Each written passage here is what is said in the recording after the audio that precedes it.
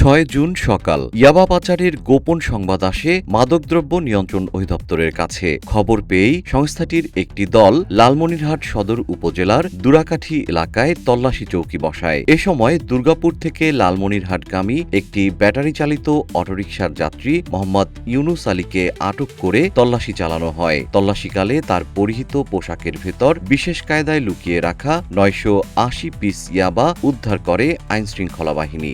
গ্রেপ্তারকৃত ইউনুস আলী আদিতমারী উপজেলার দুর্গাপুর ইউনিয়নের নামাটারি এলাকার জনাব আলীর ছেলে। উদ্ধারকৃত ইয়াবার আনুমানিক মূল্য প্রায় ২,৯৪,০০০ টাকা বলে জানিয়েছে মাদকদ্রব্য নিয়ন্ত্রণ অধিদপ্তর। এ ঘটনায় মাদকদ্রব্য নিয়ন্ত্রণ আইনে লালমনিরহাট সদর থানায় মামলা দায়ের করা হয়েছে। অভিযুক্তকে আদালতে সোপর্দ করা হবে বলে সংশ্লিষ্ট সূত্রে জানা গেছে।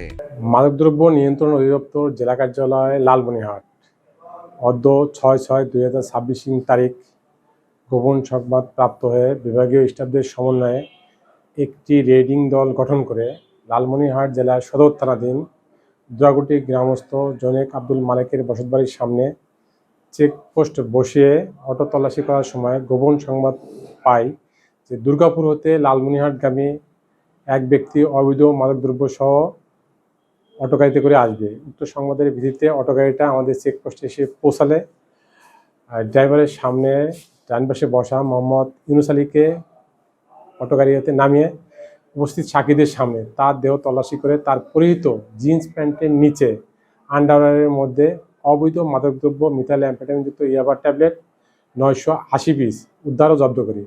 ঘটনাস্থলে আসামিকে গ্রেপ্তার করি।